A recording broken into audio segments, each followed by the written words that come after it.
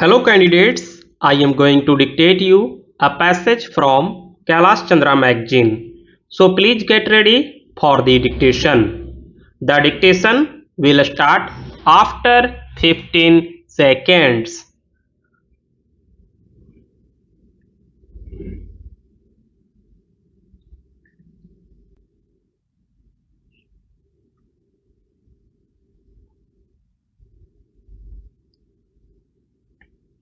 At the very outset, sir, I might submit that I have no hesitation in offering my congratulations to the Railway Minister for the good financial position of our railways as indicated in his speech on the railway budget for the year 2019.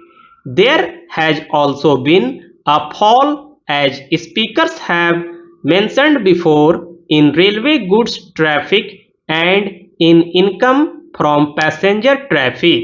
The fall in goods traffic has been attributed by the railway authorities to unfair competition from private operators of transport working on lines parallel to the railways, and the passenger traffic decline has been attributed to natural economic conditions prevailing in the country.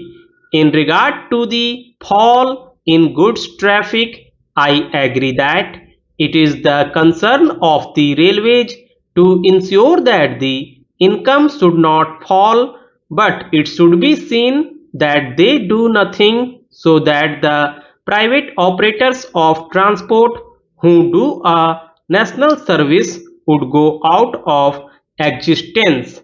It is true that the private operators have been able to defy competition by the railways, but it must have happened because the private operators have given economic and operational advantages which the railways could not give, and I incline to say that if the railway authorities give the same advantages, economic as well as operational, I am sure that they will get back all the clients who have gone away from them. I hope the railway authorities and the government would look into this matter in this view and do nothing so that the private operators go out of existence. There is great need for these private operators, and so I repeat that the railway authorities should think twice and should give their due attention before taking any wrong step that would drive these operators from their operations.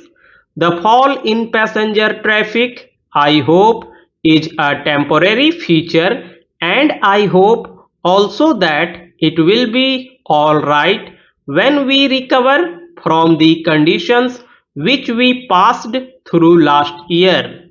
The speech of the railway minister introducing the budget has been a very pleasant and good one. There has been improvement in every sphere and activity of the railway administration. The rolling stock has increased considerably, and practically we have met all the demands in this respect. I make a special mention of the engines and locomotives which come out of Chittaranjan workshop and Telco workshop. There has been increase of amenities to passengers which is evident every day when we travel on the railways.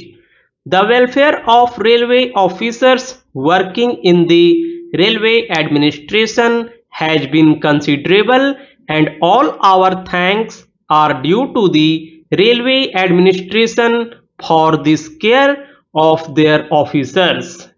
This happy position should not, however, lead to a sense of complacency and undue safety on the part of the railway authorities. The railway minister has already many problems which have defied solution up to date, and he has to work hard and long for solving them.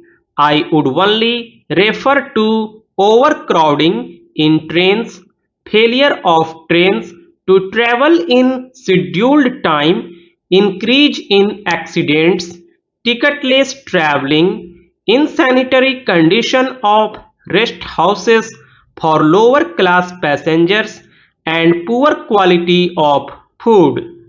As regards overcrowding in trains, it is plain to everybody who goes by train that there is overcrowding today everywhere.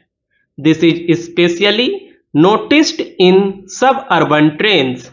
Sights of passengers hanging on whatever support is available in the trains or travelling on footboards are not rare, and during the holiday season and on special occasions the roofs of trains are also taken into service. I know that some passengers take to these dangerous modes of travelling to avoid payment, but it can be safely said that these would disappear if there was no overcrowding.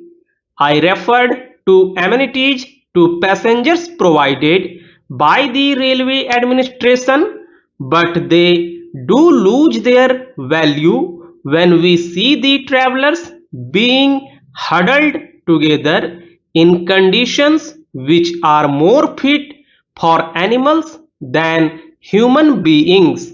I hope this question, which is of very great importance to the railways, should be seriously looked into by the Honorable Railway Minister.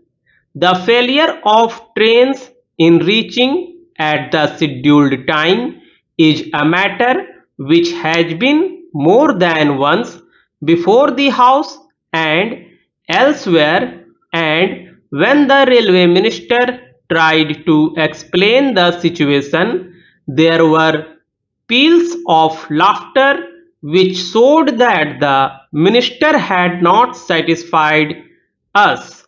I would not like to speak much on it, but this should also be attended to seriously, and the sooner it is done, the better. The railway accidents have increased, which is most unfortunate. I know that the railway authorities do realize the importance and gravity of this question and are trying to consider the matter seriously from a three-pronged attack, namely psychological, educative, and punitive.